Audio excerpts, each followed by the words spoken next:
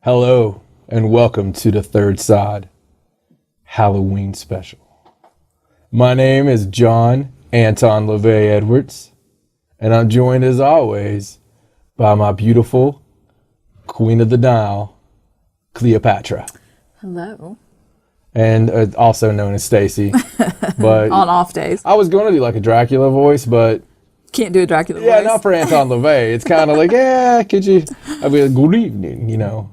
Yeah, that would just throw the whole costume into another thing. It would. Yeah. All I need is fangs and hair. And maybe a whole different demeanor. Maybe. I don't know. Anyway, we're so excited to have you with us. I mean, this is going to be, it's Halloween. I mean, everybody should be happy. Got our pumpkin? Want to first apologize for last week. Last week, Stacey had this identity crisis, thought she was somebody from Egypt, and we had to go see the doctor, and everything's better now. But, well, it's Halloween, so it's better. They don't know. I don't know what you're talking about. No, we were trying to have life, not get in the way of it. But we did, move, and it was quite an adventurous week. As of 2 hours before showtime, we were still moving boxes. But the cool thing is, and anybody who goes to facebook.com/thirdside, that's facebook.com/thirdside, will know, we live out on a road now that kind of looks like the Evil Dead. It's like, I'm not talking about the remake. I'm talking about the original Bruce Campbell Evil Dead. Does kind of look like that driving up there. Little Sam Raimi-ish. And there was some really cool stuff. Oh, Ash, the good Evil Dead.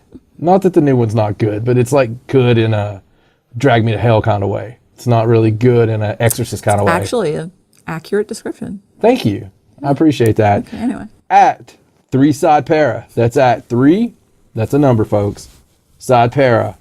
ThirdSideParanormal.com.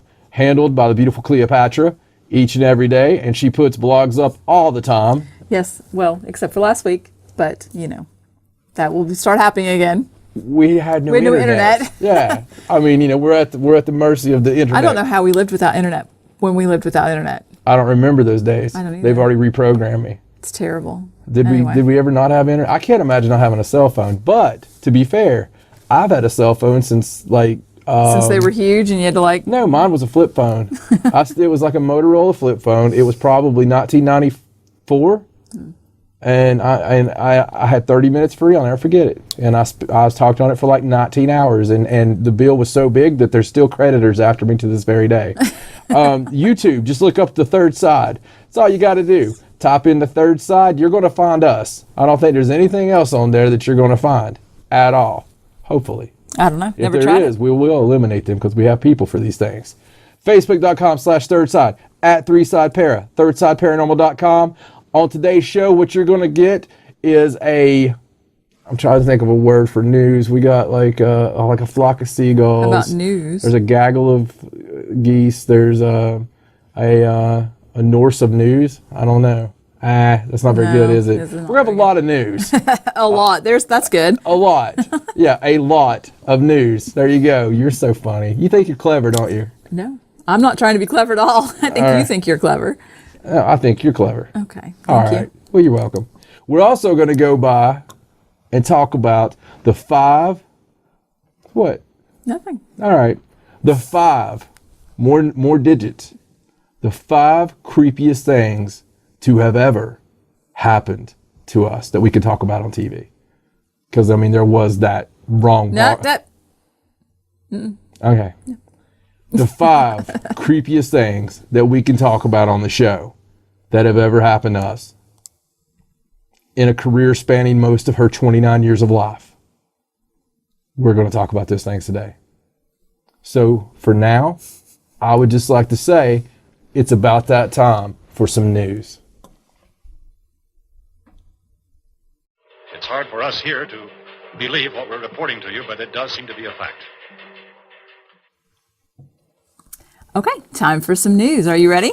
Got a whole stack of news here. That's a big stack. It is a big stack. That's the biggest stack I've seen. I would probably marry that stack. Okay, let's just get to the news. Oh, wait, I did. I love Cleopatra. Have I told you that? Okay. Yes, you have. Yeah. Actually. All right. I think you had a hand in helping pick out the I'm outfits. gonna have a hand in it. Yeah, I bet you All are. right. Okay, anyway, excuse us. Sorry. Moving on. So first story, this is just about an event that's coming up. And I think you've heard about this, the one with Travis Walton. Oh, yes. Yes, and I want to Return mention to the this Fire in the because Sky. it's actually coming up, I think, the week after Halloween. So it's coming up soon. So we all know about Travis Walton's UFO abduction story. Yes. And they made the movie about it, Fire in the Sky.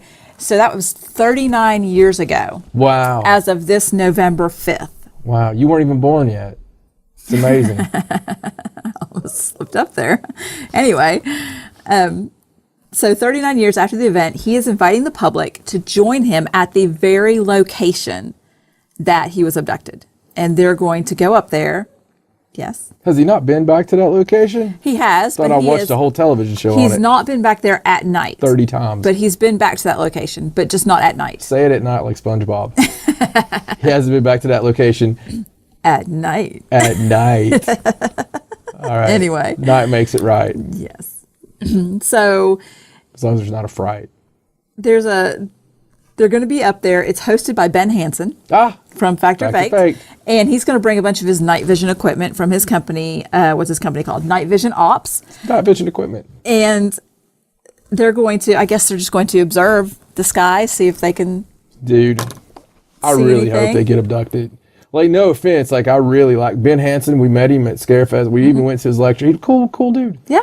But man, You would probably love to see something. Wouldn't it be cool? close. Wouldn't it be cool if they lost time? I mean, like, something you big go up there with happened, Travis anything? Walton and, I mean. I don't know. It's an odd story anyway. But the next day after that, there's going to be a press conference at the Holbrook County Courthouse with some of the crew members that were there in 1975. Oh, really? Some of the ones that got arrested and. And the son of the man who owned the local newspaper at the time, although I don't know what he's going that's to pretty contribute. cool, though. But No, I mean, that's He cool. probably heard everything from his dad, Right, right. everything that was going on. It's just like when they talk to Marcel Jr., but. I suppose. So all of these things are actually events that are taking place before a conference called the Skyfire Summit. So this is, I think November 5th is like a Wednesday or a Skyfire. Thursday or something like that.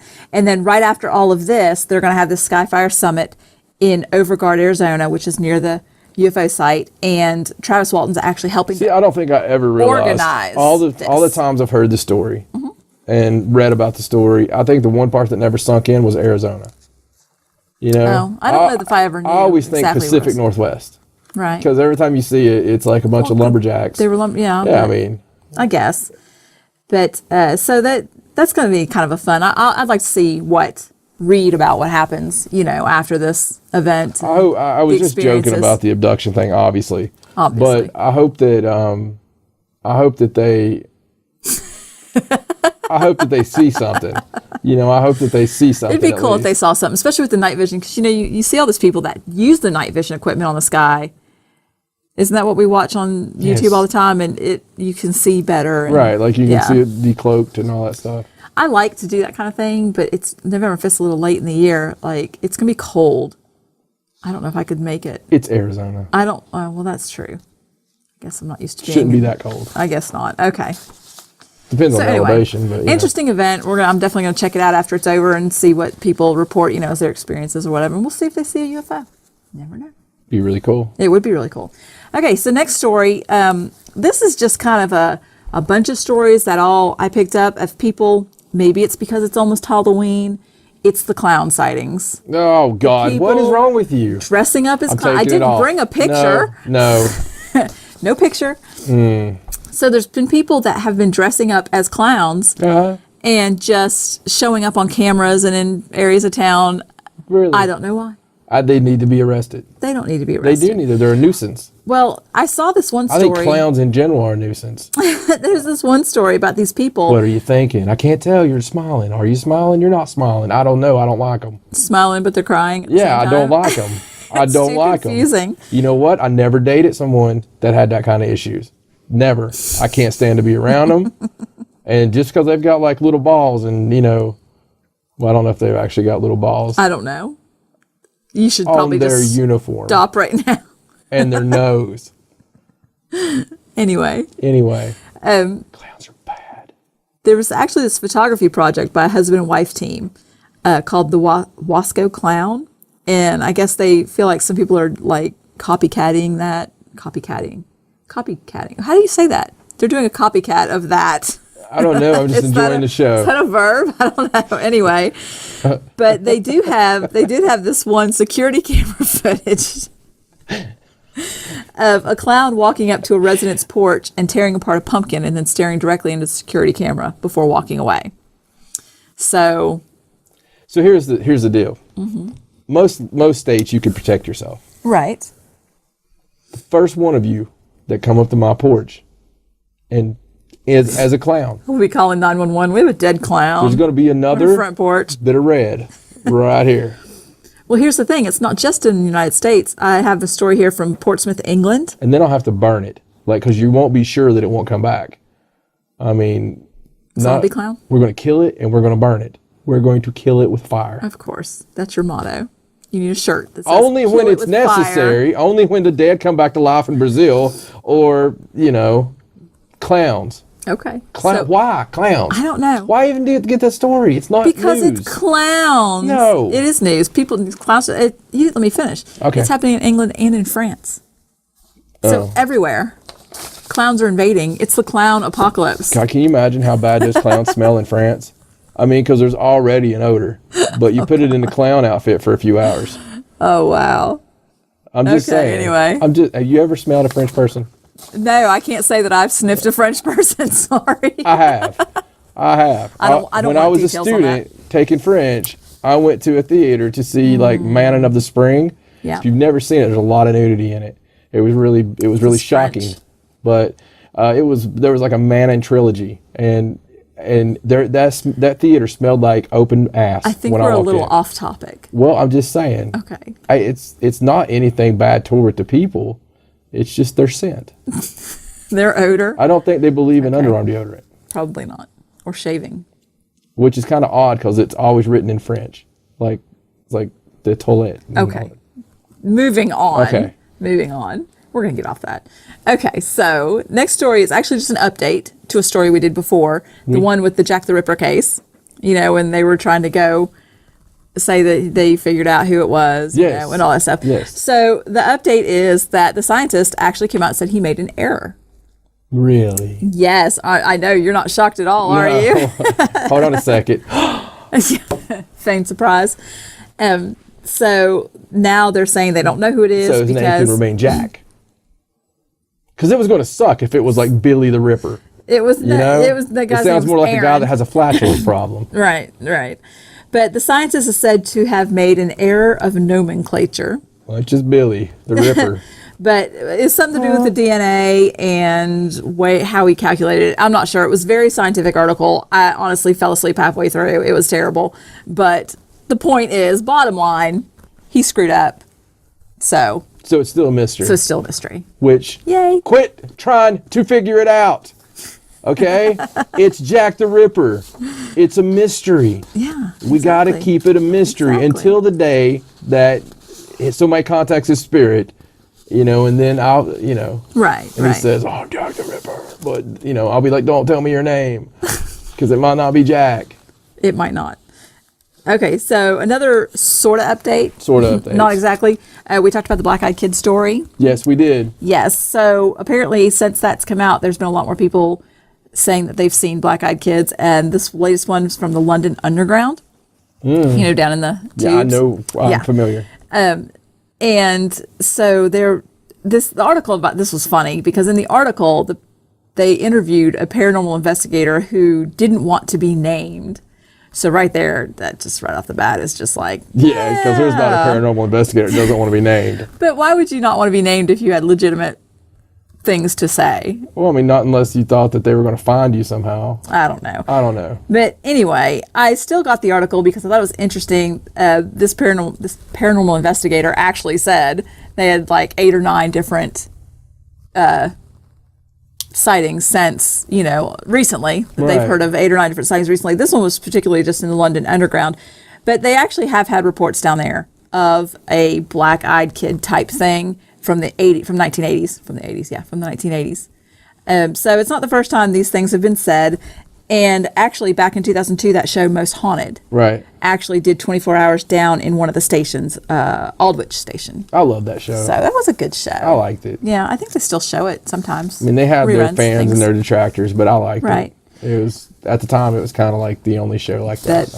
I thought it was pretty funny that once that one story came out, now everybody's like, oh, they're all sharing their stories now. Well, yeah, I mean, and you can look at that one of two ways. Either they're copycatting. Is that how you say it? Copycatting? Is that actually a word? I don't know. They're either doing that, or they're actually, feel brave enough to come out and say that they saw a soulless child. I mean, it's not one of those things that you kind of just want to come out and say, because is it alien? Is it paranormal? Is it, of the earth? And you never know. Right. But, interesting point is, our producer, Justin's made this point quite a few times that, like David Weatherly, friend of the show, who did the book on, black-eyed kids. After, that book, now we met him originally when he was doing the research. Right, before he had written the book. Right, before he had written the book. I think he'd already been on Coast to Coast, the Holy Grail of Paranormal Radio. Right. I think he had already been on there a few times, and because I met him at our booth. Right. At Scarefest. And I was all excited. I remember you talked to him or something, and he said something about the black-eyed kids, and I was like, ding! Yeah. And because I talked about it all the time. You did. And, but there was not really many people talking about it. Our producer made a point that, so many stories come out after something is, brought up, and then it kind of backtracks and mentions. So anytime I hear about something that predates that black-eyed kids, that's pretty cool. But, the whole phenomenon was that it was happening around the world, and people were seeing this, and the accounts were so similar. If you guys haven't read this, you really need to pick up David Weatherly's book on the black-eyed kids, because it's a great book. The cool thing is these things have happened forever, and the stories were the same, a lot like alien abduction. Or I don't think they were actually called black-eyed kids. Well, they're black-eyed kids, right? But I think they would just talk about a weird phenomena that happened. Right. Yeah, it's worth your time though. Creepy as crap. I agree. CAC. It's a new thing. I'm going to start texting you with that. #CAC. Start it right now. Creepy as crap. Okay, so next story. This is kind of a UFO type story. So I thought it was pretty interesting. I got a lot of top stories this week. Yeah, exactly. Like UFO top story. Got to type the stories. Black-eyed kid top story. So this happened in Louisiana. There was a loud boom. Obviously, we've heard of the loud booms before. Especially in Louisiana, honestly. Yes, Mysterious booms down there has been here's big. Something different that I've never seen before. It said after I thought they might be because of Billy the Ripper. He's from Louisiana. A lot of mysterious booms happen near Billy's house. Yes, a lot of mysterious booms happen a lot of places. Yes. So anyway, okay, so after a loud boom was reported in the area, they had radar picked up a mysterious image, like a mystery image. They didn't know what it was. So what happened was just after 4 p.m., this was near Shreveport. Now, when was this? Because I know about this happening months ago. I don't know. I don't have a date on this. When I picked the story up, I thought it was recent. So okay. I'm not sure. Well, I mean, it might have happened again. It might have. This was near Shreveport, and there was no seismic activity, no explosions or plane crashes or anything like that. That there was the loud boom, and then there was some kind of image on the radar. Right. And this weather forecaster, she explained that the images that were captured on the radar appeared consistent with some kind of debris field. Mm-hmm. But nobody reported anything. Like she said that whatever was caught on the radar rose to about 1,000 to 1,500 feet in the air. But nobody said anything about anything, which is why it's such a mystery, because nobody knows what it is. Like they don't know. There was no planes, nothing. It's just and just a thing. Corresponded with the boom, though. Yeah, it was right from the area and right at the same time.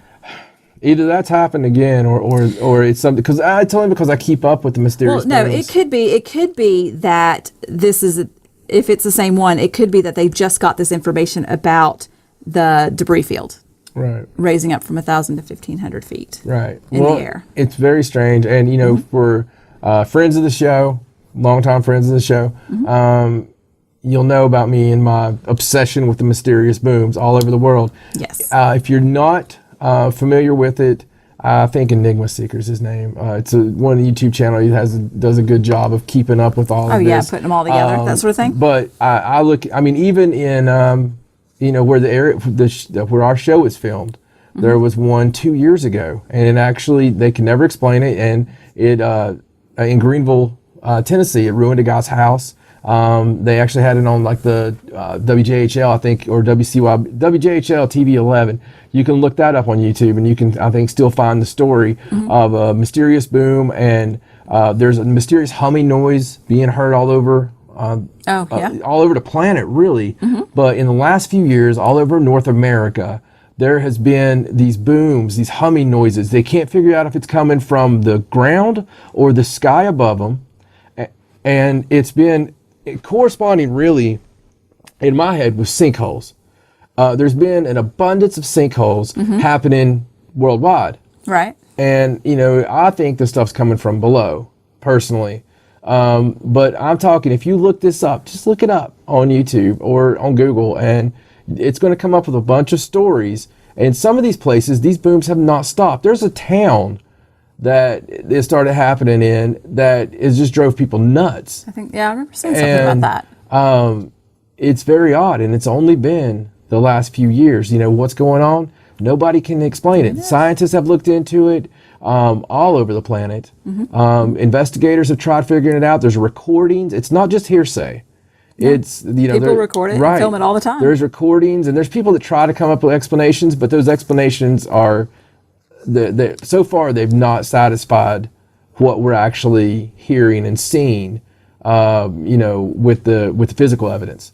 So it's something very cool, and you guys take some time on that. I've actually thought about bringing someone on here that's an expert, but nobody knows what it is. So at most we can get a witness, to talk about it. But I heard it go. I can't really. Yeah.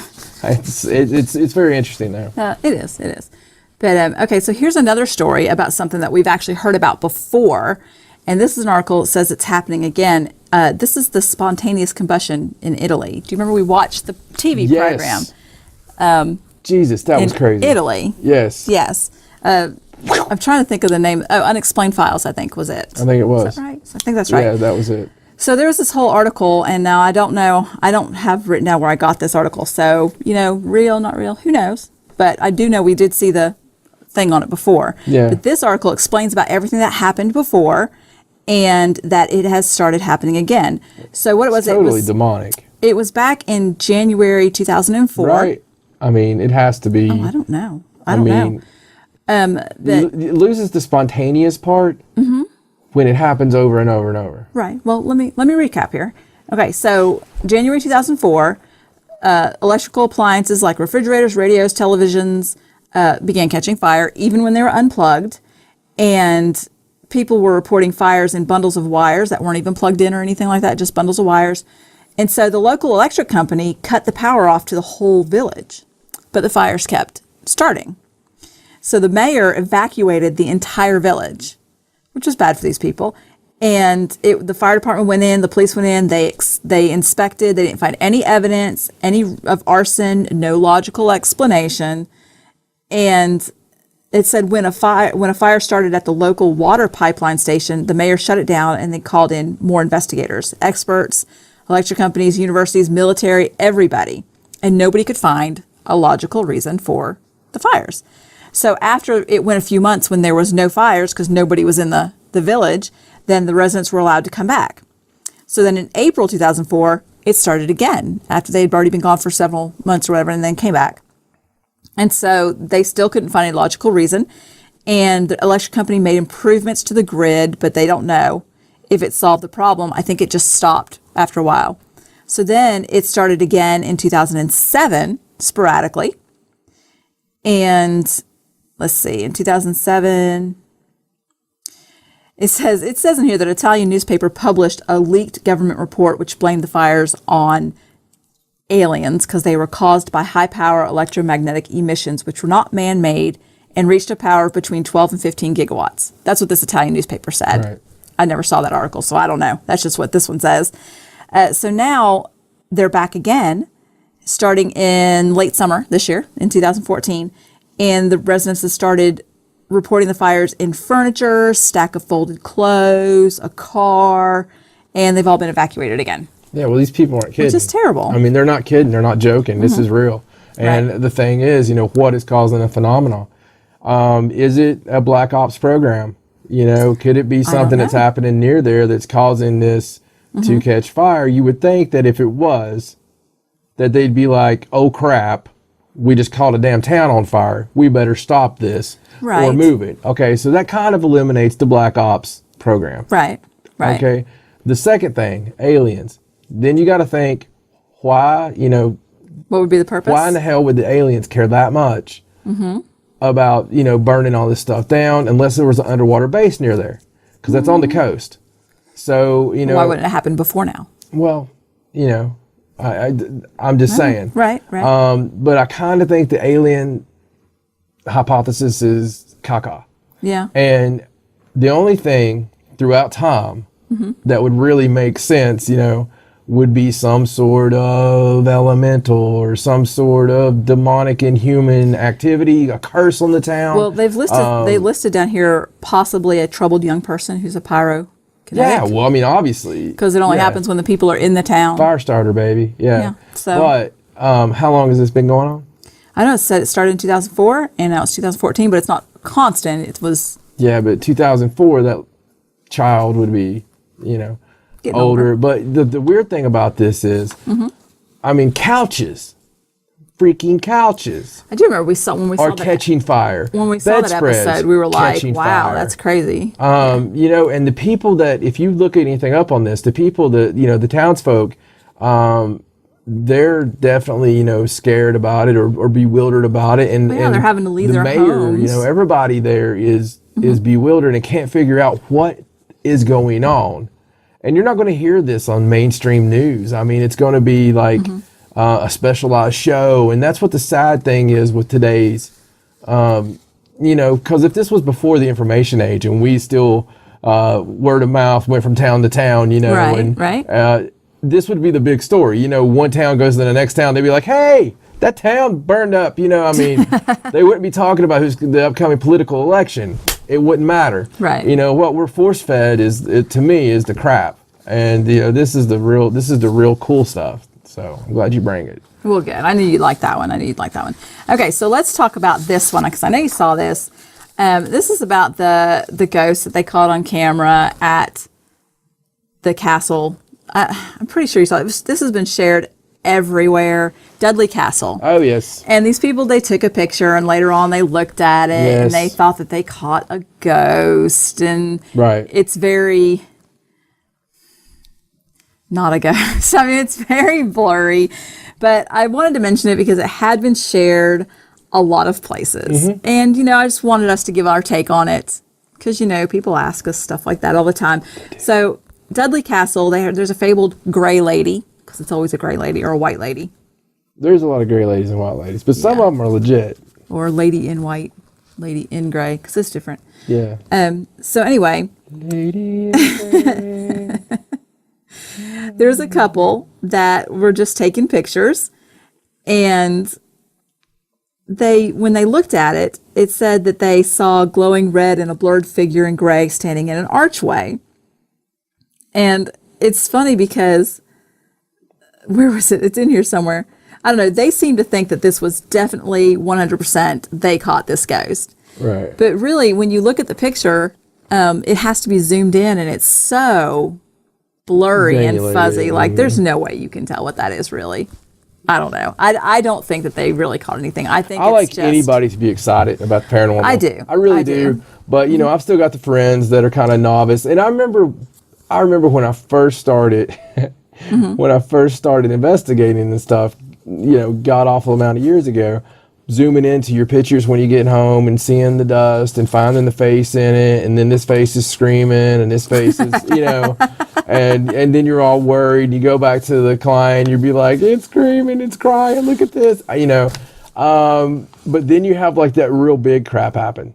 Mm-hmm. You have like the real big experience. Right. And you kind of forget about those, Mm-hmm. But I know there are some legitimate orbs. I do know there's legitimate orbs. There are. But a lot of times when people are really wanting to find something, they're going to find it. True, especially when you zoom in that close to a digital picture. I mean, I don't really. think I'd put myself out there for that ridicule. I think, No. and not unless it was standing there, like, hey, what's up? Well, speaking of pictures that people took, it's Bigfoot. Bigfoot sighting. Sighting. Yeah. So this couple were driving home from a fall festival when the guy spotted something Like in the fall woods. festival at elementary school with like bobbing for apples and stuff. No, I And don't. the stupid fortune teller that actually tells you the eyeballs, and it's not eyeballs, it's like spaghetti or something. It's peeled grapes. Peeled grapes? Is that what that is? That's what that is. Anyway. So you've been on that working side of it. No, I just happened to know. It mortified me. I just happened to know that you can peel grapes and make them real cold and they feel like eyeballs. Oh, it was terrible. Did you eat peeled grapes? Yeah, but I mean, I hate that room. You know what the Anyway. fortune teller told me? What? Fall festival, and years ago, I go in and I was all excited about the fortune teller because I've always been into stuff like that. Mm-hmm. So I go in this room and she's just like, she asked me my name and all this stuff, and she told me that I was going to be very successful in business, and that I was going to own a milk company. Milk. A milk company Okay, then. that took trucks of milk to places. She just make that, like, she pick it out of a hat? What? If you're going to tell a kid a fake story, an impressionable young man such as myself, why in the hell would you tell them a milk company? You know what really made me mad about it? What's that? All the other kids, they're all like, she said I was going to be a rock star. Oh, they were lying. Those little kids, they weren't telling the truth. Well, I told them. They were going to be like, I told them I'm going to own a milk factory.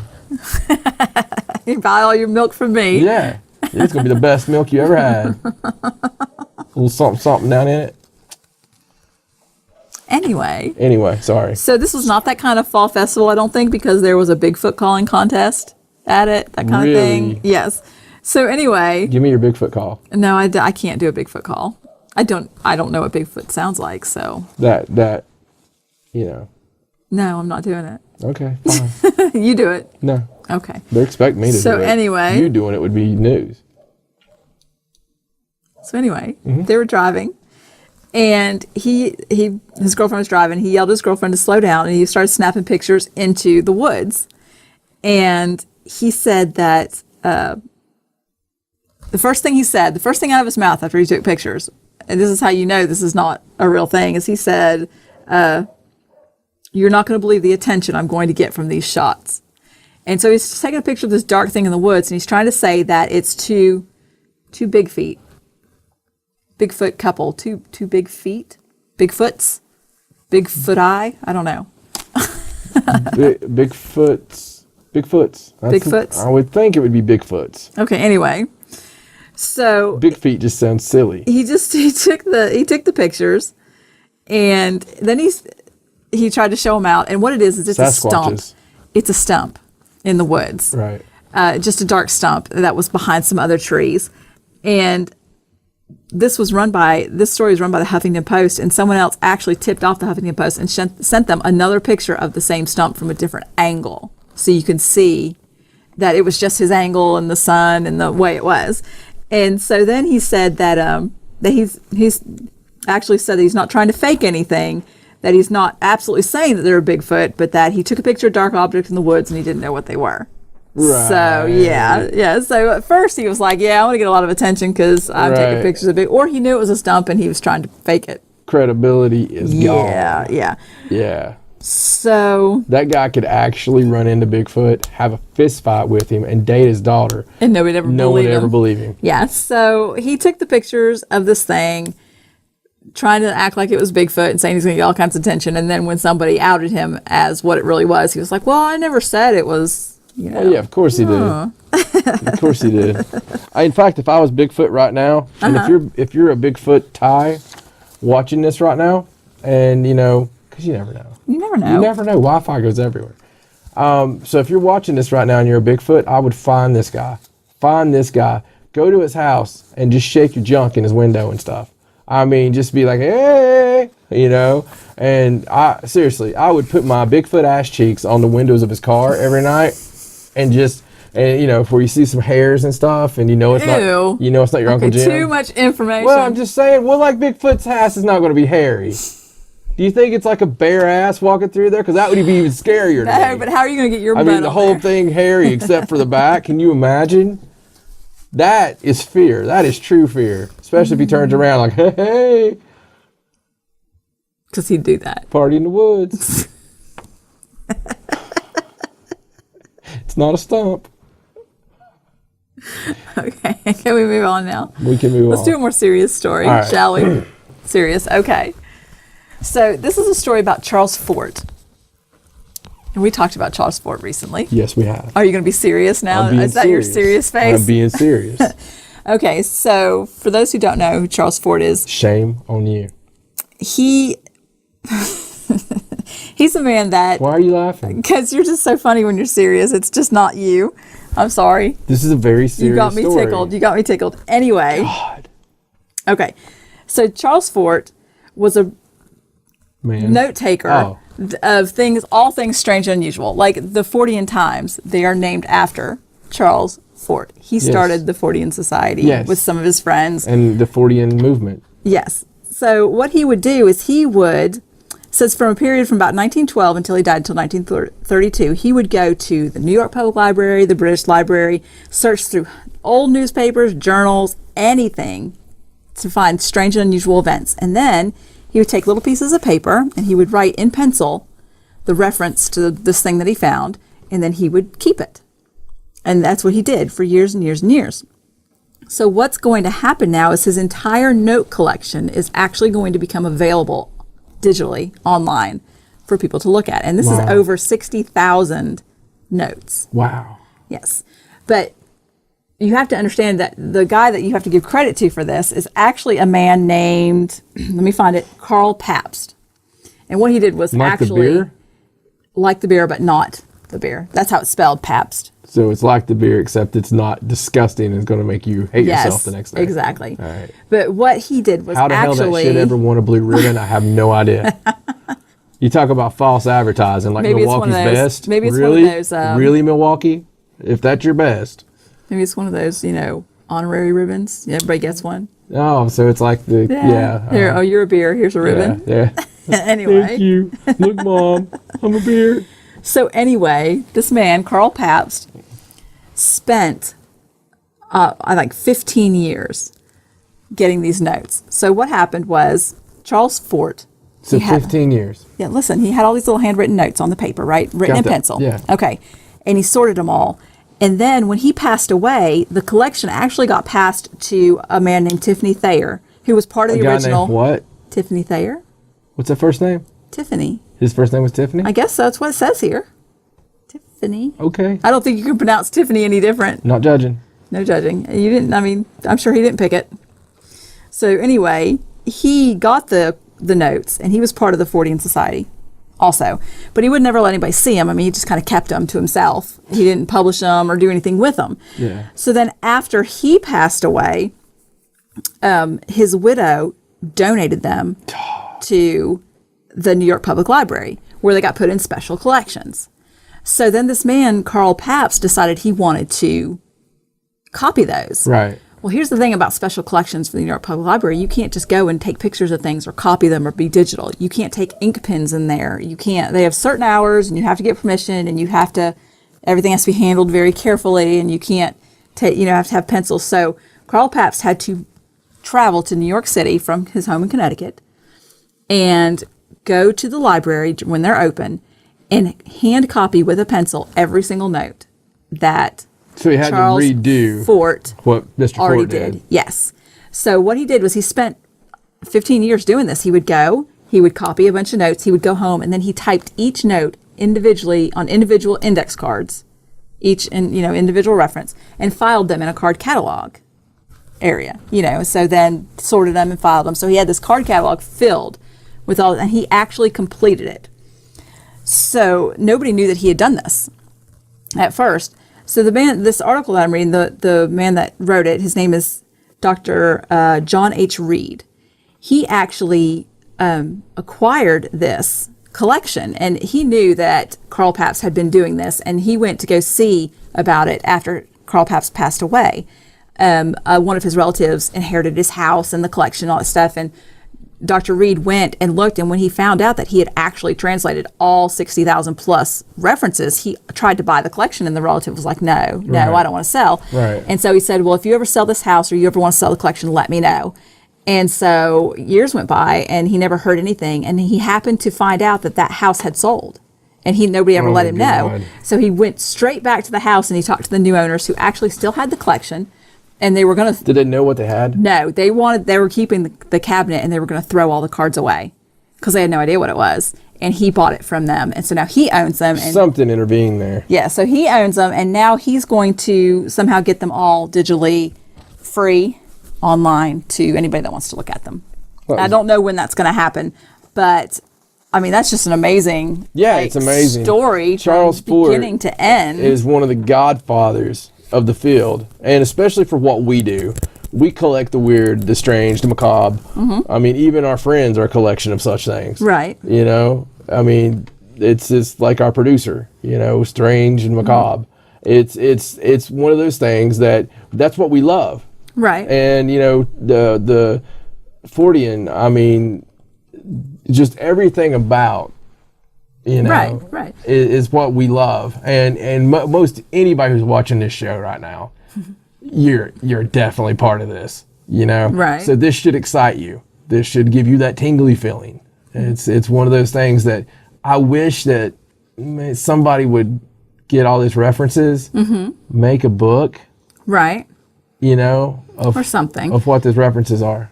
Well, I mean, hopefully, I don't know how they're going to be presented. I know he's going to scan them and offer them digitally, but hopefully there'll be some kind of way you can search them, like make a database out of them, because that's just amazing. All those references from all that long ago. I don't know. That'll be interesting. I can't wait to see, to actually look at it when it's out. Make a search engine. Yes, and what about all that Carl Pabst did? I mean, with no recognition at all. He just did it They should have given him a blue ribbon at least. At least. But he just did it because he was interested. He wasn't doing it to... I understand. I understand. That kind of thing. So let's Labor of love. See what else we got. I think I got a couple more stories Thirst for here. knowledge. We talked about the clowns. We talked about... Yeah, we did, didn't we? We did. You sure you want to talk about the clowns again? Talked about the clowns. Okay, well, let's talk about... Oh, here's a funny one. You're going to like this. You're going to like this. So I don't have to be serious anymore? No. This is from Dubai. A man actually divorced his wife because she was possessed by a genie. I would never divorce you if you're possessed by a genie. Well... Holy God, I would have some fun. You think? But he said that his wife is possessed by spirits and refuses to have sex with him. So he's divorced her. So are you possessed by spirit? I'm just playing. It's just a joke. I'm going to be. That's crazy. So the genie didn't want to have sex. I have no idea. It says, after persistently denying him sex, the woman finally told her husband to discuss the issue with her parents. And they told him that she was in fact possessed by a djinn, and that several religious scholars had unsuccessfully tried to exorcise the spirit. You didn't say djinn. You said, I didn't know it was like that genie. Well, yeah. She is. Yeah, so it's a little different. He tried to... I mean, it's like, I was thinking like, Like I Dream of Jeannie? Yes. I was thinking of, I mean, come on, you said genie. I was thinking, thank you, master. What would you like next? Well, with actually, the little genie, outfit and the little thing. it will actually involve your bottle. I mean, How do I move on from that? I don't know. Anyway. I don't know. You'd move on very gingerly after. When he found out about what her parents said, he went to divorce her. Right. And got a lawyer. In Dubai divorce court. They actually awarded him the divorce. Well, And yeah. they awarded him divorce, but asked him to grounds of pay her insanity? asked him to pay her alimony. But later on, an appeal court said he didn't have to pay the alimony because she wasn't honest about it before they got married. She didn't say, "Hey, before you marry me, I'm possessed by a So djinn." she knew she was possessed by the djinn beforehand. Well, yeah, she said as soon as he asked, she said to talk to her parents, and her parents said that several religious scholars had tried to exorcise her, and So did she never have sex with him? I don't know. It doesn't say that. Like, you'd think that would have been a problem right from the get-go, don't you think? Maybe, yeah. I don't know. I mean, it just says that maybe he liked her smile. that she denies him sex. He enjoyed and- watching, like Dubai Grey's Anatomy, whatever that's called down there. They have to have one. You know they have a doctor show. I don't know. I don't watch much television from there. Just saying. I'm sure they have a doctor show. All right. All right. So, what about the story about the humanoid UFO thing flying past the plane? Oh my God. Yes. I love humanoids. Where the pilots, like they the were flying humanoids. I love it. Love it. the pilots were flying the Airbus, and they said that a flying man whizzed past their aircraft at 3,500 feet. And it actually got very close. It was within 100 meters of the plane. That's why it's such a big deal. That's why they had to look into it. They had no idea. Well, when it had to be investigated because it was a near miss, because it got so close to the plane. And supposedly that... You don't think it was like a blow-up doll that like fell off another plane, do you? I don't know. They ruled out skydivers. They said they ruled out skydivers and paragliders or parachutists, anything like that. Did they rule out blow-up dolls? They didn't. The pilots actually said they couldn't be sure it wasn't a person-shaped balloon, which I just think is hilarious because all I can picture is someone dropping it out of another airplane accidentally. How would you never mind. I don't know. Some guy got to his location and all his luggage wasn't there. Whole new thought to the Mile High Club. Anyway, I thought that was very weird because... It is weird. And you know, it happens, well, not a lot. I mean, that is a height that skydivers jump from, but they said that there weren't any skydivers in the area. Not usually Tolbert planes. No, You know, but maybe it was... I think I can make it. I think I can make it, Sam. I'm jumping. I'm not going to hit the plane. I don't know anything about skydiving. Do they always know when skydiving planes go up? I mean, is that stuff that's always reported? Or can people go up in a plane and just jump? there's a general knowledge of whether or not there's going to be an Airbus coming by. No, skydivers.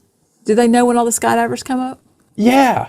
Well, I don't know. I mean, people can't just get in their own plane and go up and kick somebody out. No, because they can hit an Airbus. I know. I don't know anything about skydiving. They slightly think about these things. I would hope so. Anyway. I mean, can you imagine being on the plane? Can you imagine being on the plane when the damn skydiver comes through the roof? You know? I don't know. I would never skydive. It's like, I don't know, Trixie. What are we going to do when we get, you know? It's not a good sight. Not even a good thought. Let's see. We talked about it. Let's make sure we talked about everything. Oh, wait. We didn't talk about the woman who texted her dead grandmother and got the text back. That was terrible. It's classic. That was funny. Well, I don't know why you would think you could keep texting a number when you're not paying for the phone. Well, I mean, there is those stories of the dead calling right after, before the person knows that they're dead, and they'll get a call from their dad, and stuff like that. I mean, that's really a paranormal phenomenon. If you got a new cell phone number and someone was texting you like you were their dead grandma, would you text them back and say... Let me tell you something. I love my mama. I do. Uh-huh. But the last thing I'm going to put in her coffin is a cell phone. That's not what I'm asking you, though. No more text. I'm asking you if you got that text from somebody, would you text them back like you were the grandma? I would act like I was the grandma. That's what these people did. For at least a couple of weeks. Yeah, I would be like... Because they texted, "I'm watching over you." Yeah. How creepy is that? I would be like, I love you, honey, and, you might need to... I don't know. I'd have them do crazy stuff. I'd be like, I want to see you on the news. I can see the news from beyond. I think just the fact that they got a text back was what freaked them out. Yeah. And then they found out that they actually gave the number to somebody else. And then the company apologized to them like it was their fault for reassigning the number after, it had been like 3 years. Yeah. I don't think they should have apologized. Why would they think that it still had power? I don't think that they do. I thought that was my question. Like, you can't text numbers that don't work. Don't you get the little message back that says this number's not in service or something? You ever written that message to someone? No. I have. Anyway, but it was a funny story. I mean, they shouldn't have been surprised. to me, I don't think they should have been surprised. I mean, it's been 3 years. Surely that number is going to get recycled again. And I don't think the cell phone company should have had to apologize for that. I think the guy that sent her the message that she was watching over him should apologize, because that was kind of creepy. Maybe he knew. He could have been like, I just got this phone number, and I'm sorry if it He belonged to could've, but someone. maybe he wanted to give them comfort. That's not comfort. That's scary. Thinking they're all Ryan Reynolds down in a coffin. That movie ended bad. That whole movie was bad. Yeah, Ryan Reynolds I is did bad. not You're like done. that. I did not Done. like that movie. Ryan Reynolds isn't done, but that movie was terrible. He had one good movie. Anyway, I'm sorry, the Sandra Bullock movie was great. it was good But because of Sandra Bullock. Probably. Yes. She's so hot still. So anyway, that's all my news stories. Well, that was great. Unless you want to talk about the clowns again. I'm No? telling you, you're really pushing your luck, Cleopatra. And next year Cleopatra can do whatever she you're gonna wants. dress as Joan of Arc next year, right? I don't have any idea. All right. Well, anyway, that was very awesome. Thank you so much for the news. Cool.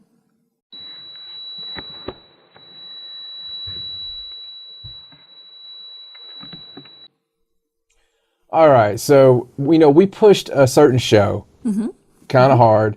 John Tenney, because the man, the myth, the legend. Right.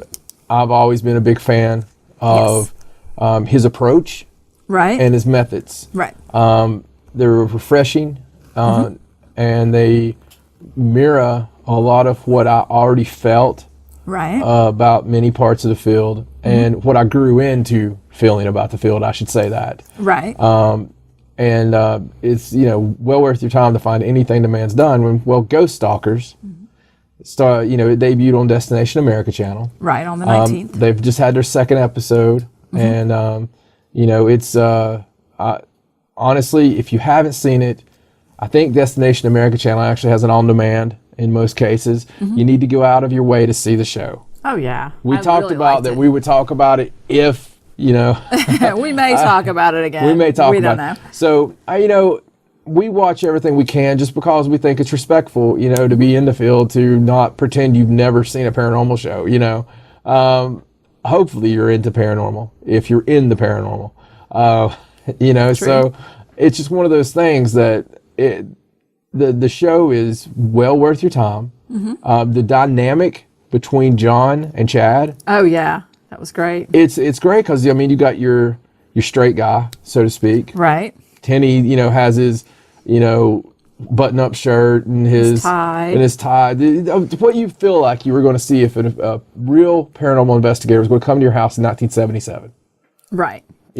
Like if we're kind of secretly calling to try to find somebody, because we think we might have a ghost. Right. We're going to call. He's the one's going We're to going to call John. Yeah, John Tenney's going to show up at your house. Right. With a half-shaven, disheveled, like. Interestingly enough, I saw on Facebook where he had posted, I don't know if someone said something about what he was wearing, but that has been his look. Always. Like, he posted a picture of himself when he was like a teenager. Right. Like 50, and he still had the shirt and the tie and the trench coat. I mean, Right. that's how he's looked the whole time. Right. I just thought that was hilarious. It's a great look. It works for him. It works for him. And Chad, He had me giggling. I don't know. I He was like it. funny. Yeah. I like the real response. I like that, because people that haven't done it so much that they've become disillusioned or so pretentious that they think that it can't scare them anymore. Right. I even get scared sometimes. Yeah, I mean, but showing that real raw emotion, raw is a good word. I love that mixture. right. Because you're scared for Chad. When he's scared, you're scared with him. Because you remember what it felt like the first time you went on an investigation. Well, something I thought was interesting about the show that I didn't realize they were going to do is they go in there individually by themselves. Right. And they only have one camera to communicate back Right. with. So that's got to make you nervous. It's fresh. I mean, I don't care who you are, how much you've investigated. Well, if you're going in a haunted place by yourself, Right. You're nervous. You And that's don't one do of the that. things we've done on our investigations. We always have like the solo sessions just because there's a different energy you put out. Right. And it's more enticing. It's like pheromones for ghosts. I mean, The fear. Yeah, the fear. Right. And when you've got that on, it's like possession number 5. I remember That's right. we were talking about New fragrance. yeah, Possession. You know, Someone's going to make that now. it smells like old batteries and crap. You know, that's what it's gonna smell like. But it's a great show. I give it. Sorry. Are you all right? I wasn't expecting you to say that. Go ahead. But I give it 4 out of 4 pumpkins. Seriously, it's definitely good show. It's definitely worth it. Worth your time. Something else I'll talk about, and I don't want to hear any crap from anybody because it's the godfathers of it. But Ghost Hunters just had their The 200th episode where we had the return of Grant and and all this stuff. Some other people that were there. 2 hours. It was it was actually interesting. It was very Hunters. interesting. Yeah. I mean, it was very interesting, and I love how people. I use love loosely. I love how people like to bash stuff, right? Right. But the second that it wouldn't be there anymore, they would be the first ones writing the petitions. Right. They get so used to the idea of something when in reality, Ghost Hunters probably got 90% of the people that's in the field into the field. Oh yeah, sure. And just because they thought, well, hey, it's okay now, and we've talked about it before. It opened up the acceptance for what you're doing. Right, slowly, but it did. Yes. But slowly. I mean, obviously, Ghost Adventures also. A few years later, they really. They're like the rock stars of the field. Right. Their approach is a little different, and they kind of do it a little differently, but that's great. I mean, it just depends on what you like. The more scientific minded, you got the Ghost, and not that the Ghost Adventures guys are not scientific minded, because they really are. What I like about them, and I will have to say this, is they've sort of grown with me. Right. Like there was a time when he was yelling at the top of his lungs trying to fist fight a demon. I was doing the same thing. And learned that that's probably not the best approach. And learned that wasn't the best approach the hard way several times. But, and it's sort of, the cool thing with them is they use more of a personal. They do. A personal element. You sort of feel like you're on the team with them and stuff. So it's. Right. But yeah, we watch the paranormal programs, and, so we feel like we could be a good connoisseur of such things. But to make the point, and the whole reason for the segment, Ghost Stalkers, 4 pumpkins. 4 carved pumpkins. And now, we're going to talk about something near and dear to my heart. Okay. Being that it's Halloween, or Halloween. She helps me on pronunciation of everything. I don't think it matters on this like one. The Cincinnati Bengals. Bangles. Bangles are bracelets. Right. Anyway. All right. So anyway, we wanted to talk about something a little personal. So we come up with the 5 creepiest things that have ever happened to us. The 5 creepiest experiences that we can talk about on camera. We have to put that subtitle on there. I mean, that footnote. Yeah. That we can talk about on television, or on iTunes, or however you may be listening. You might be listening, yes, at the moment. or watching. And if you are just listening on iTunes, let me make something perfectly clear. Go watch it on YouTube, just once. Really appreciate you listening, but you gotta see certain things we do on the episodes and stuff. Just to like the fact that Stacey's completely nude right now, dressed as Lady Godiva, and you wouldn't know that just complete with horse. Yes, the horse is here. The horse is under the table. Easy, boy. Easy. But just take a chance. Go out. Look it up on YouTube. Take a little bit of your precious time, and which I know it is precious, and we appreciate it. And, watch a little bit of the YouTube. And plus, Justin, the mastermind he is, puts up a lot of little factoids. Factoids. I like that word. Factoids throughout the show. Yes. And we have no control. None whatsoever. Over what these factoids are. Pretty soon, we have to be nice to him, or we're going to end up with, things on our heads. Oops, knocked my crown. Why? Because you have a thing on your head. Or glasses or mustache or something. I don't know. Yeah. Anything. Yeah. Well, anyway, the 5 creepiest experiences of John and Stacey that can be told. Okay. Number 5. What's number 5? Number 5. I'm going to have to go with physical manipulation. Yes, that's creepy. It's happened several times, but nothing will fill up your underwear faster than physical manipulation. You could sit here and have 45,000 EVPs. Class A's, you know, I'm right beside you, you know, go to eat your baby. I mean, all kinds of stuff. But there's still something that is more personal about having that and then having, you know, something move, something slide across the table. Right. And out of our physical manipulation that we've witnessed, we did leave door slamming out of this because, you know. Right. Well, I think we're actually just going to talk about the physical manipulation where things were actually thrown at us. Right. Because that's the creepiest kind, when things are actually thrown at you. Exactly. Yes. I have to go back 2004, okay, for me personally. I was at a place and I think there was 2 or 3 teams like intertwining and investigating the place. It was a war memorial and wasn't expecting a whole lot, but the activity got crazy quickly. And there was like some giant door slamming in a gymnasium. Right. On each side of the gym. And the place was completely on lockdown. We actually had locks on the doors, chain locks. And, you know, it was early in my investigating career. Obviously, we'd been looking into paranormal for a few years by then, but in 2004, out of nowhere, I started hearing stuff hitting the floor, like, I'll never forget it as long as I live. And I shine my light, and I have a guy beside me, and we're both shining our light down. There's nothing there. Right. Okay. So it's like a phantom sound of it. But then here's something again. And this time I shine my light, and there's a freaking wooden bingo ball. Like a little old school wooden bingo ball. Right. And I'm like, well, that's random. You know, Random Randy, the ghost from beyond. I mean, thank you. I mean, I didn't know if we were playing bingo or, you know, if he's giving me like, there's something with the numbers.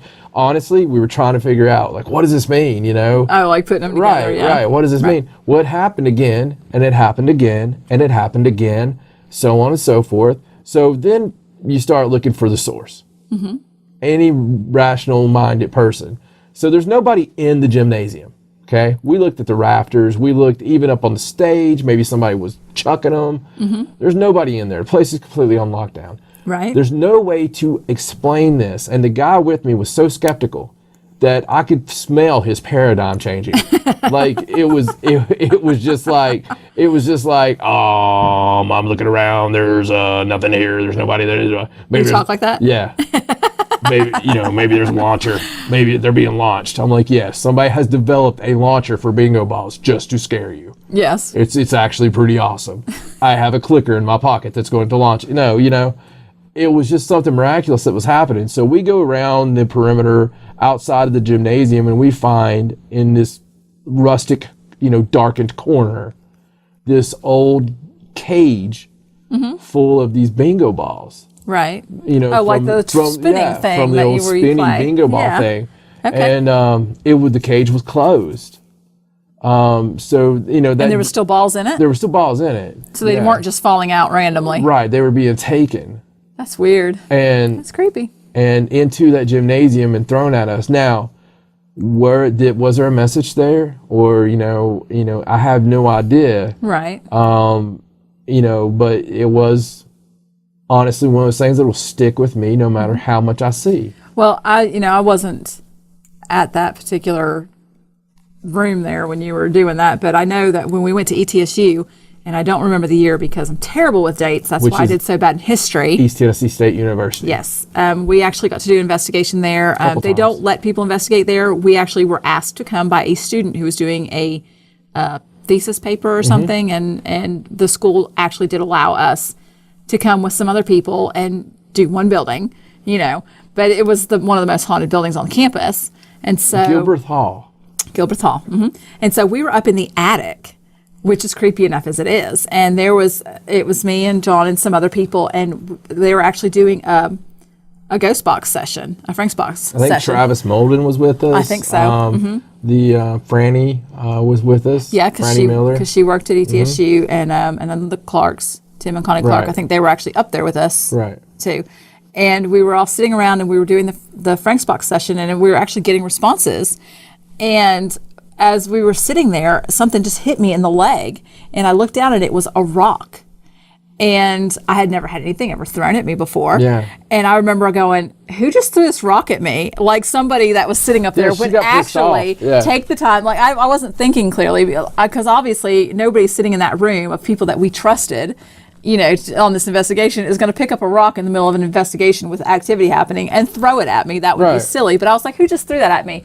At first I could not believe that somebody didn't. Yeah, and you everybody were was appalled. like, so it was like nobody threw. I was like, this just hit me in the leg. Right. Like it actually hit me. I was just, I remember you were appalled. You were pissed off. And what was funny is you were always just like, the stuff don't happen to me, you know? Yeah. And at the time it didn't really. So it was, and then I got hit with a rock. At least it didn't hit me in the head or something. You got pelted. I did get pelted. I kept the rock too. Physical manipulation, a strong number 5. Okay, anyway.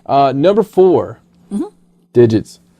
I got to give it just in general to Waverly Hill Sanatorium. Yes, because the creepy things that happen there are just countless. Yeah, but on countless. But you have one. I have one. Yes. So tell your creepy. There's a couple of things like when you're talking Waverly, and you know Tina does such a good job up there, but Kane Hodder, famous for playing Jason Voorhees and you know Hollywood Ghost Hunters and all that stuff. Right. Kane Hodder, Tina. I remember we arrived there and she came up to me and she's like, "Would you guys?" mind if somebody investigated with you tonight? I know it's your night and everything. And it was just like, you know, yeah, we mind, you know, but you don't say it to Tina. Right. And I was just like, well, she goes, well, the guy's been in movies. He played Freddy, or that's how she did it, or Jason. And I was like, Kane Hodder? I just said it, you know.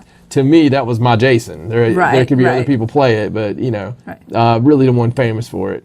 And she's like, yeah, he's never really got to, you know, experience anything, and he wants to just experience something and all this stuff. And I was like, well, hells yeah, twice on Sunday, you know, let him come. And I mean, the only thing going through my mind was being locked in the creepiest place in the world with Jason freaking Voorhees, you know. Right. The was already going on real hard in my head.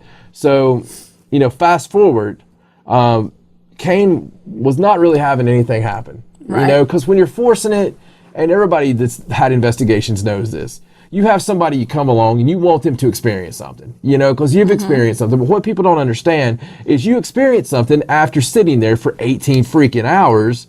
You know, you get maybe 10 minutes worth of stuff that's, it's paranormal. If it was something that happened normal, the word para wouldn't be part of it.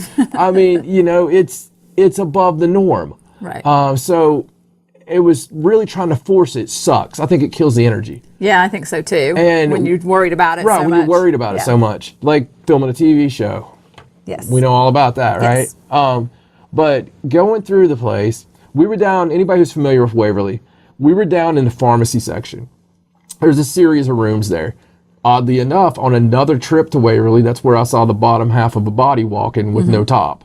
It was, that messed you up for quite some time. Yes, it did. Anyway, yes, keep going. Anyway, thank God it was female though.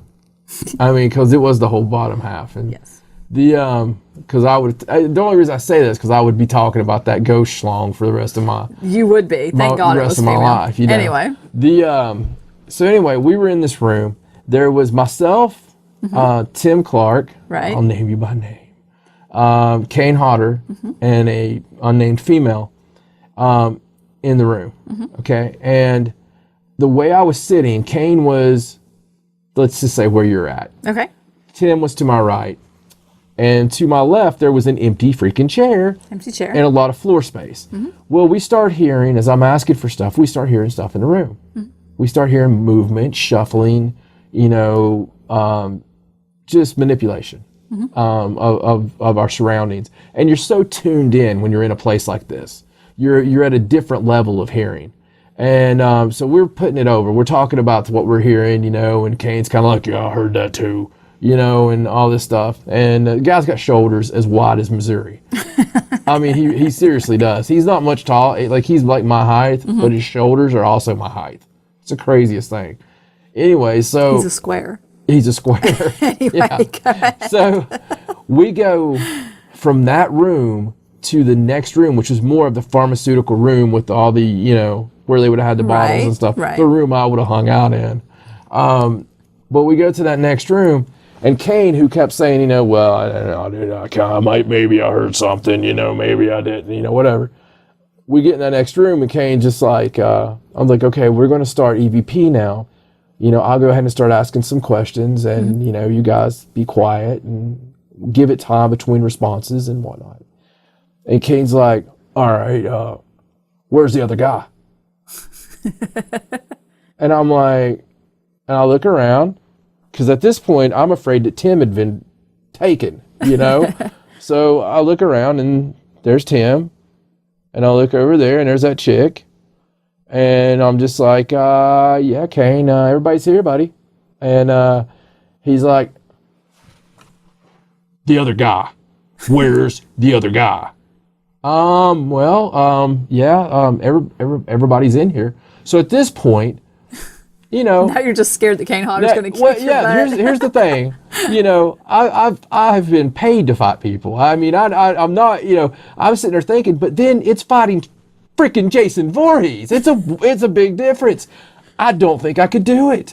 So he's getting more pissed off as it goes. And I'm seriously at this point getting nervous. I don't get nervous, but I'm like, holy shit, he's going to go Jason on me, you know? And so he's standing, and I'm like, dude, seriously, there's nobody else. You just had an experience. You just heard a ghost. Awesome. It was just one of those awesome moments, because he had wanted an experience so bad that, you know, and there it was that it happened. And he didn't even realize it and he didn't even realize it until. That's great. And it was just very cool. Very cool dude. You know, I'm really glad that he went on to, you know, do all the paranormal investigating and everything. Mm-hmm. It's a really, really cool guy. You know, speaking of celebrities in the paranormal field, early on, after I had done some stuff at Waverly, I'd caught some like demonic type stuff from the fourth floor. Right. And I actually had a lot of correspondence with Zach Baggins. Mm-hmm. That was back when they first... Yeah, that was back when they first started. It was back in the Yahoo days of Yahoo email. I remember it was on my Yahoo address, and his was like some Cox Cable email. Oh, who uses that stuff anymore? Yeah, it was like, I remember it. And but I had loved their documentary so much. Right. I was a huge fan right off the bat, and their approach so much that it was an honor even then to talk to him, because he wanted me to send him some EVPs, and told me that like a line producer would reach out or something, because they were going to do Waverly. You know? I think they did. They did do Waverly. They did do Waverly, but I remember sending him a bunch of my Burn in Hell EVPs from the fourth floor, which there were quite a few. But you remember the fourth floor? Very vaguely. Yeah. Yes, because the fourth floor is, I'm sorry, it's demonic. It's like a demonic orgy. Like something on the fourth floor in Waverly Hills Sanatorium. You talk about creepy, and I promise creepy. That was the OR, okay? That's your operating room. Plus, that's where the worst patients were housed. They had their windows open, so those last few days of having tuberculosis, those last breaths that you're taking into your otherwise, you know, depleted lungs, that's after they would remove their ribs during these horrific surgeries to give them just a little bit more, you know, relief. And, you know, they've already talked to their family on the other side of glass, not being able to hug them or touch them. So when they're sitting in these rooms, it's just a theory, mind you, but what would you do for just a few more seconds of life? You know, what kind of deals would you make laying there in a bed with, you know, your rib cage open for just a little bit of a chance? And I don't know what happened on that fourth floor, but I know there's some evil junk up there. And it's scary. From everything from doppelgangers to stuff, you know, being seen on the ceilings, to the stuff that's happened to me on that fourth floor, which is so bad that with Stacey, the last time I was there, the only time I can remember ever doing a dead sprint, and she had to run just because we were all running. I don't think that we were sprinting. I think we were all walking very quickly. Yeah. Like, we started off normal, and then we started getting faster, and we started getting fast, and then we were like, something is not right. Because you can tell. Yeah. You can tell when something's not right. And we were like, there's a door up here. We're just going to we're just going to Well, go yeah, down I mean, it was over that here. energy. That energy kept building. Oh, and your head started yeah. hurting real bad, and you get the real sick feeling in your Well, yeah, stomach, and you can't before- even. Ugh. When I have a spirit trying to talk to me, my ears ring like crazy. Like it's just deafening. And like sometimes I get a headache. I know you always get a headache during I communication. get sick. I get so sick to my stomach. That's why I couldn't investigate when I was pregnant, because you're sick enough when you're pregnant, but when your tell that spirit activity is happening is that you get sick, it makes it that much worse. So. That is your tell. Probably going to go on to number 3. Yes, let's move on. And you know what this one is? Yes, I do. Bennett and Edwards. Now, it might be foreign to most of you watching. Probably don't. Yeah, because Nobody's people going don't to know about this. Bennett and Edwards. This is local. Place is called Bennett and Edwards. It's also known as the Old Bank. It's in Kingsport, Tennessee, which in itself, we've investigated almost every building in downtown Kingsport, Tennessee. Water running under the whole Yeah, thing. it used to be a swamp, basically. Yeah. But there's a connection of water if you go into the basements of these places. But we've been privileged enough and honored enough to be asked to be in most of these buildings. And Bennett and Edwards, we've been to several times. There's law offices. It's one of those old buildings that's been renovated. You have the vault in the bottom. You have... Like the ballroom up on top. There's apartments. Yeah. The uncanny amount of evidence that I've collected out of this one building, this one unsung building that you'll never hear about. In a single night, I could have easily over 100 EVPs, quality EVPs. Well, let's just talk about the creepiest thing that happened there, because there's so many stories there. And just not even creepy stuff, just crazy stuff that happened there. It's a crazy thing. I mean, crazy things. I had something with me, and there was something that was doing anything I asked it to do. And the funny thing was, everybody's had that one guy on an investigation with them. The super skeptic. Yeah, hell, and the guy that's skeptic to be skeptic. He's hell-bent on Yeah. And poo-pooing the on funny everything. thing was, we have this blonde on the team at the time, and he's the new boyfriend of the blonde, so he instantly has to prove that what she's doing is stupid. It's just that guy that everybody hates. The stereotype I hate about guys. I'm pretty sure he was probably the reason they made up the word douchebag. Yes, he is the douchebag. Yes, that's the original. Yeah, the original douchebag. Anyway. Yeah, but douchebag had this thing where everything through the night, and he's also got that douchebaggery to him where he's kind of like, Oh, yes, really? Now, Is we that have how to it works? Keep in mind, this was back. This was back during the time where K2 meters were really popular. K2 meters were in vogue, and we Yes. all had one. Everybody, or And- 2 or 3. Yeah, so, and obviously we know they can be manipulated by iPhones or whatever. We all know that. Yes. But big, bare-ass Bigfoot butt. So I'll let you tell it. Oh, okay. So we're all in the basement. Well, not everybody, but a group of us were in the basement. And of course, douchebag was with us because he was following John around all night because John kept having things happen and he was just set. And because his girlfriend kind of was sweet on John a little bit. Yeah. Like not sweet on, but she liked him. You could tell. So at the first of the night, he goes, somebody said, everything happens with John. So instantly, he didn't like John. douchebag was just like, uh-huh. Well, I'm going to go John then. I'm going to stay right behind you. That's what he said. Anyway, so we're all in the basement. To make a really long story short, we're all in the basement. And of course, we have our K2 meters and our other equipment and stuff. But the K2 meters were actually being manipulated.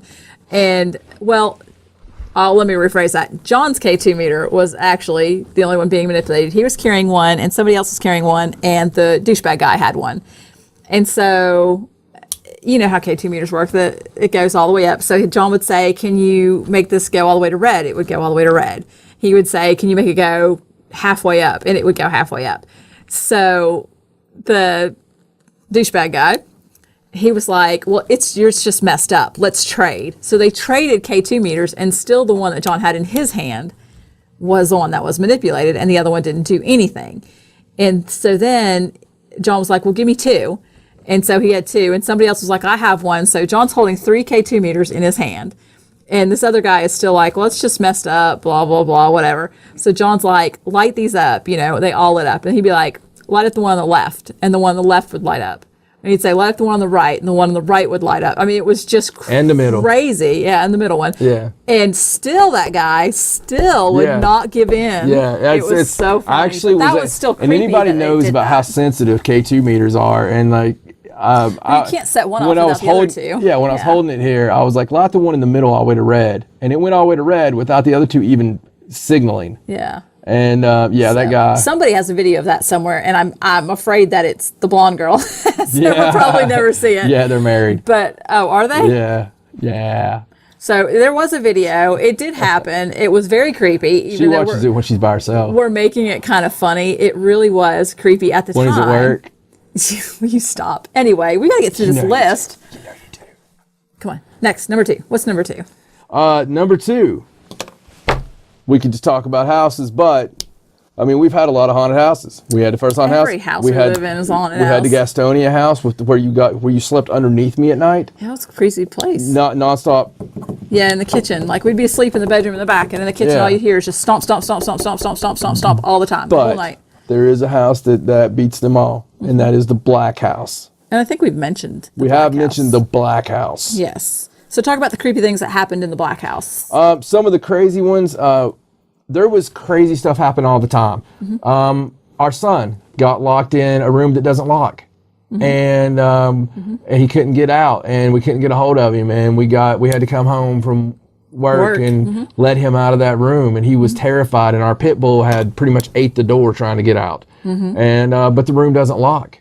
Our daughter saw someone walk across her floor nightly, almost going to the window and looking out I think the she window. saw someone in the shower down there. When she was in the shower down there, she saw a woman. And friends that would stay over would see someone watching them while they're in the shower. Right. And when it wasn't me, I was really terrified about it.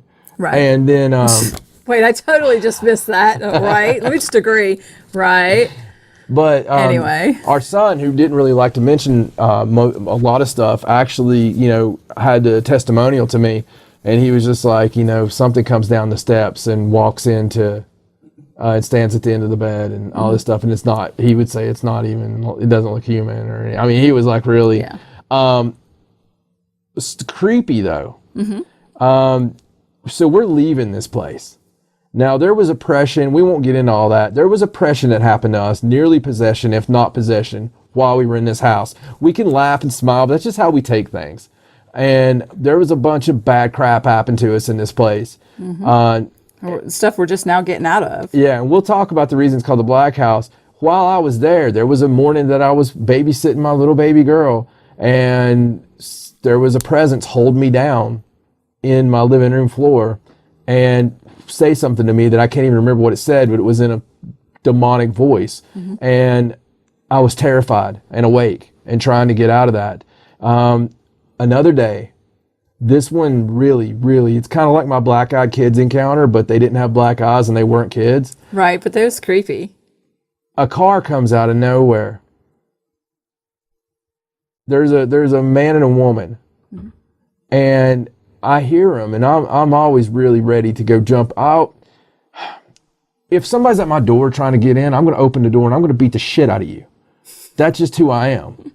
I jump out first. Do I Ask not? questions later. Ask questions later. I always have.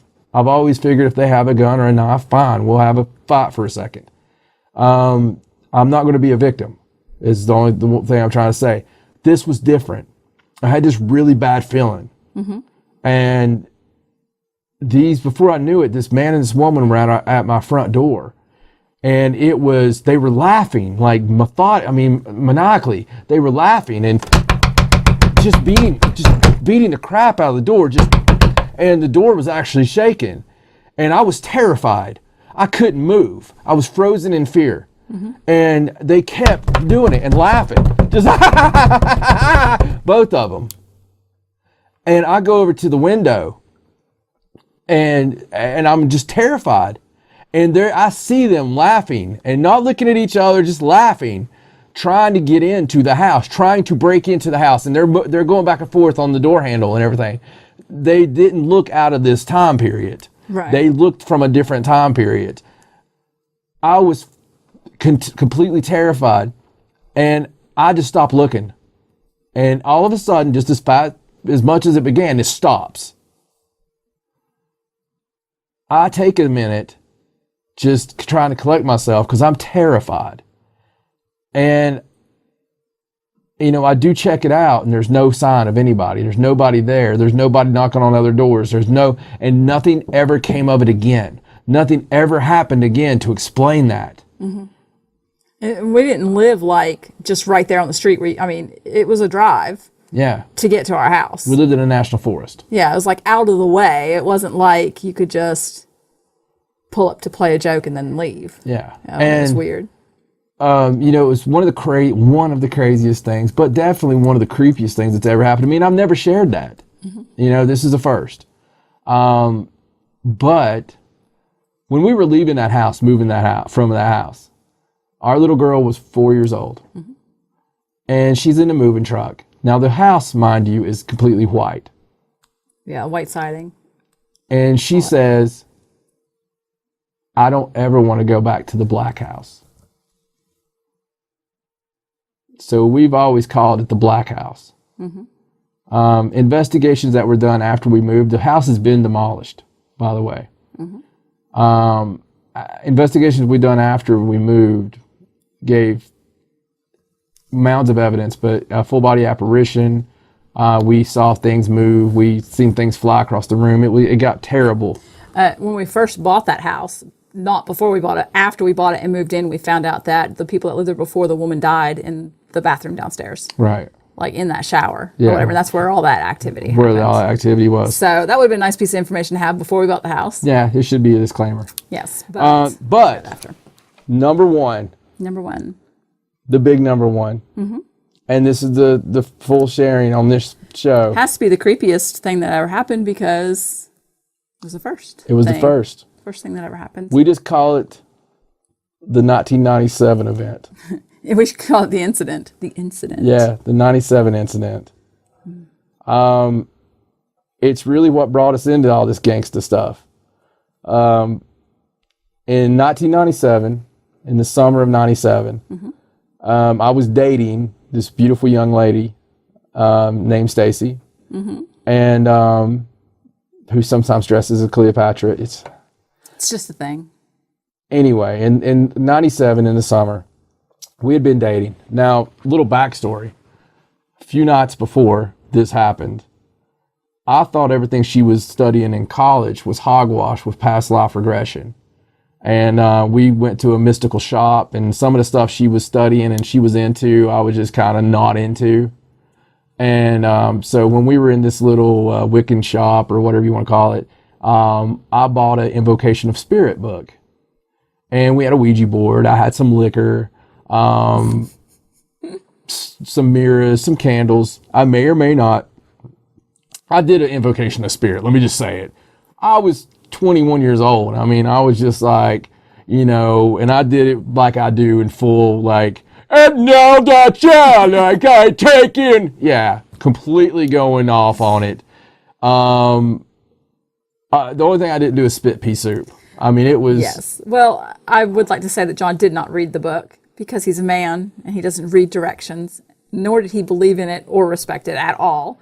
He pretty much just looked at the what do you need and then flipped to the back of the book and started doing his theatrical crap. I did the spell on the very last page. Yeah. He was like, this one will be good. It's in the back. And yeah, it was like the Beelzebub spell. No, it was like that. As hard as you go. So anyway, I was like, well, you see, that didn't. I mean, I don't see anything, But the weird stuff did happen that night. But still, yeah. A couple days later, innocently making is like 6:37 at night. Something like that. I'm frying some hamburgers.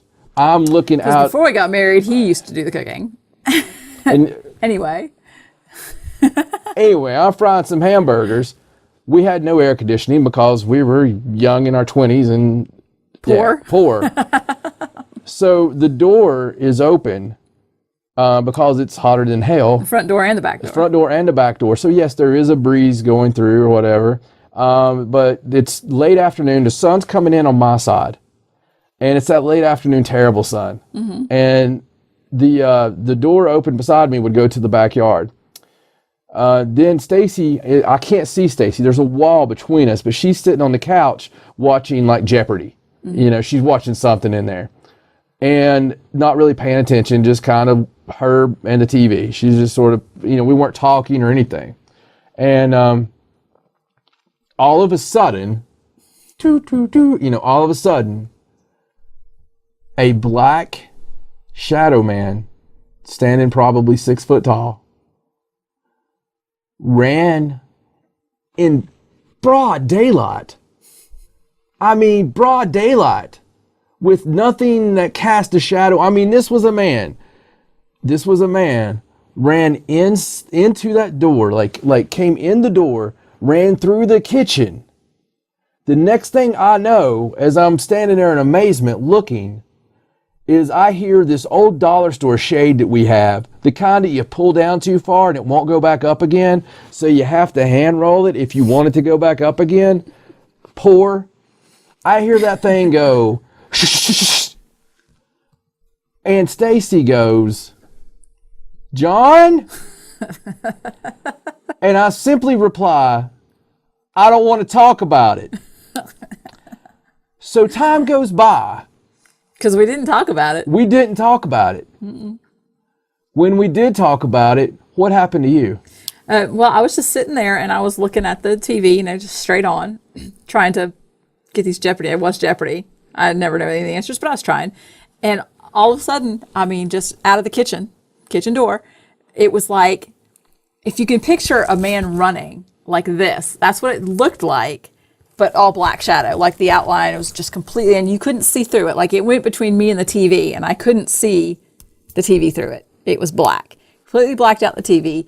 And it didn't go out the door, but it went out. It went right past me and went out that window, and that shade just went flying right up. And I just sat there, and I I followed it. I turned my head really quick because it went by me. I was just like this.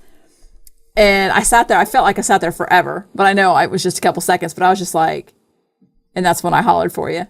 And you were like, "I don't want to talk about it." That's like, okay, that's fine. That single incident, unexplained incident, that absolutely happened to two people. Same thing, different rooms. Changed who we were, what we were to become, and what we were to pursue for the rest of our entire lives. It's almost been 20 years that we've been pursuing the paranormal.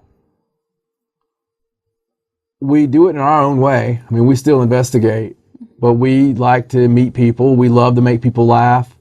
And present our side of things. But you want to talk about creepy. Yes, that was definitely creepy. To this day, that experience is one of the creepiest things that could ever happen, because we weren't looking for it. It came looking for us. Well, technically, I think you caused it, but we weren't expecting it. And we didn't know anything about it. That's what makes it creepy. That's our top 5 creepiest things that we can talk about. And we'll do an After Dark segment later on with the 5 that we can't talk about. That's coming. All right. Well, I think it's been a heck of a show. It has. Jack's enjoyed it. Not Jack the Ripper or even Billy the Ripper. No. But Jack-O-Lantern.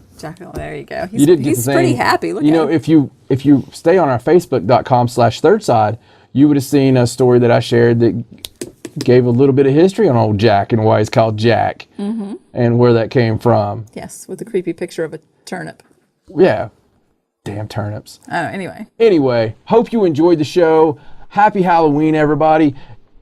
If you at your Halloween parties, I want you to spread one thing around.